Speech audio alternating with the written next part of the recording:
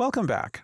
So far in our game project, we've been using the Model View Controller architecture pattern to handle our UI and its relationship to our system, which we refer to sometimes as the model in the MVC architecture. Now, we have some understanding about MVC, Model View Controller, how it works, how we're using our widget controllers as controllers, the C part in that MVC architecture. Now, MVC has been around for a while, and what exactly it is and how to use it has been the subject of debate for quite some time, and sometimes those debates are quite heated.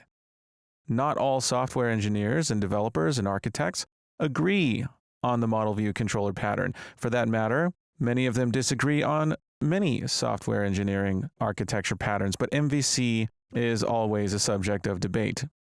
Now, Unreal Engine has just recently developed a plugin that we can add to our projects to harness the power of another type of architecture. And this one is a newer architecture pattern than MVC. It's called Model View View Model.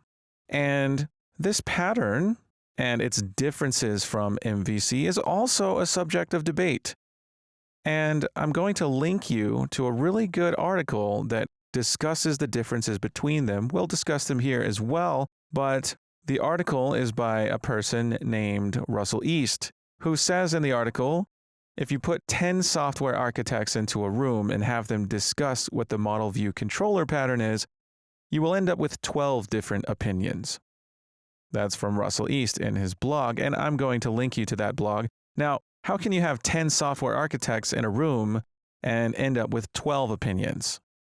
Well, the reason is because there are so many opinions and so many convincing arguments that at least 2 of the software architects are liable to end up with more than one opinion on the matter. That's what we're dealing with here. So read that article, but the gist of that article is as follows.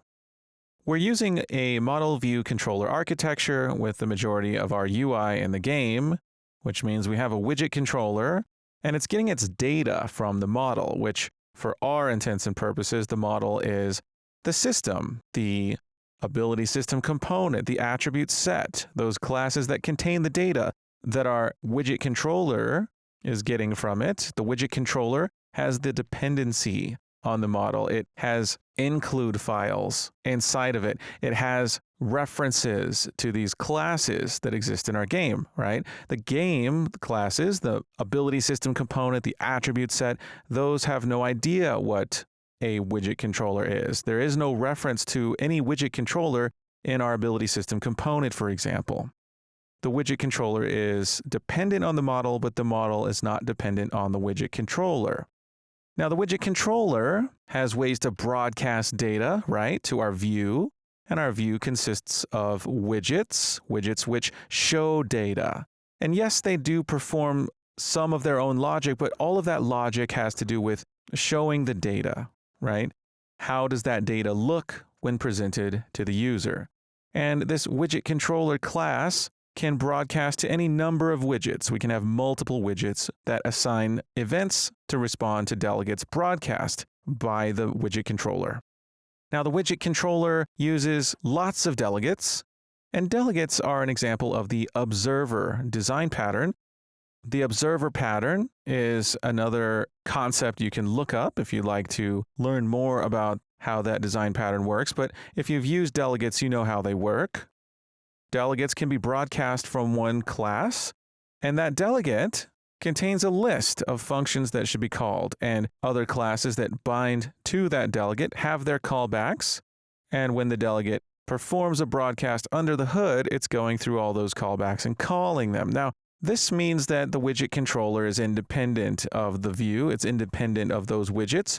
It's the widgets that depend on the widget controller. Now, the Model View View Model architecture pattern is actually very similar. We have the model and we have these view models that act as intermediaries between the model and the view. But the difference here is that we have a one-to-one relationship between the view model and the view. There's one view model for one view in general. Now, Unreal Engine does make the system more flexible. You could have one view model used in multiple views, but we have this direct binding going on. We have data binding. Our view model, which appears to just be playing the role of a widget controller, is actually closely linked to the view, and it binds variables in the view. The view has variables responsible for showing things to the user, and the view model is very closely linked to each of those variables. Now, it's event-driven, so there is no checking in tick or anything like that. We don't have this constant update. Something happens in the view, such as user input, clicking on a button, that sends an event to the view model. The view model then has the capability of making changes in the model.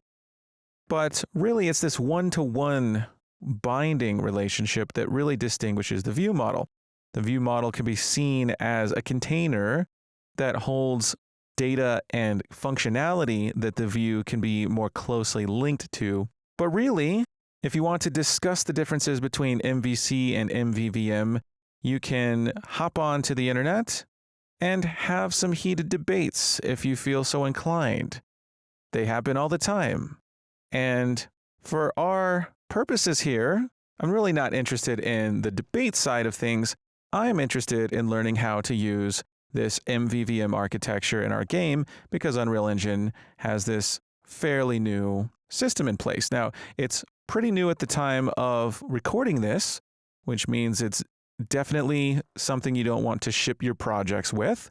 For that reason, I've saved using it till the end here, but I thought it would be interesting to dive into it and see how it works and how we can use it. And maybe you can make the decision whether you like using these Mvvm view models more than, say, using your own widget controller or perhaps even a different system altogether.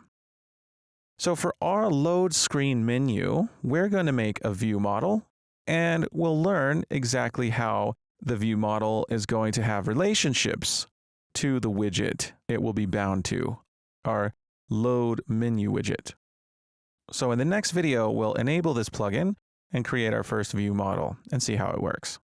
I'll see you soon.